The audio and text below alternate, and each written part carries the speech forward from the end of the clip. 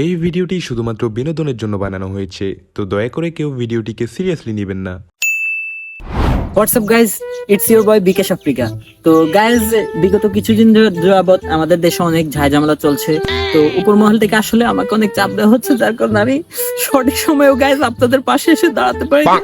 আমাদের অনেক ছাত্র ভাইরা অনেক কিছু করেছে, কিন্তু আমি উপর মহল থেকে অনুমতি আসার কারণে আমি কিছু করতে পারিনি, সঠিক সময় আসতে পারিনি। কিন্তু গাইজ, আপনারা চিন্তা করবেন না, আমাদের দেশে চলে আসছে আবার বন্যার সময়। তো এই বন্যাতে আজ আমি একটা গ্রামে এসেছি। এই গ্রামের খুবই বাজে অবস্থা। দেখুন গাইজ, আমি একদম হাঁটু পর্যন্ত ডুবে আছি।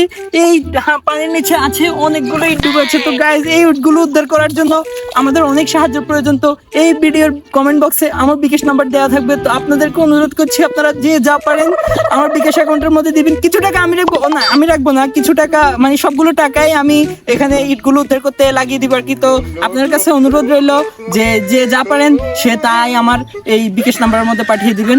আসসালামু আলাইকুম। A few moments later. আসসালামু আলাইকুম সবাইকে। আমি আপনাদের মাঝে আছি দারাজ করিম চৌধুরী, আর আপনারা সবাই আমাকে বিকাশ এজেন্ট হিসেবে চিনেন। তো দেখতে পাচ্ছেন আমরা চলে আসছি একটা অজপাড়া গায়ে, আর এইখানে বন্যার পানিতে ডুবে গেছে অসংখ্য মাছ। তো আমাদের সকলকে এই ছোট ছোট মাছগুলোকে বাঁচাতে হবে। তো আপনারা সবাই সাহায্যের জন্য এগিয়ে আসুন।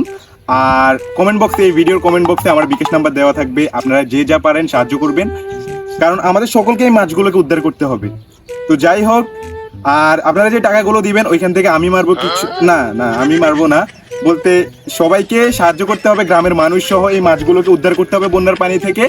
তো আপনারা দয়া করে মানে এই নাম্বারে কিছু টাকা অবশ্যই পাঠিয়ে দিবেন। তো গাইস, দেখতে পাচ্ছেন আমরা এখানকার একটা অসহায় মানুষের সামনে চলে আসছি। এই যে আমি আর বিকাশ আফ্রিকা ভাই। তো ভাই, আপনাদের এখানে কি ঘরবাড়ি আছে?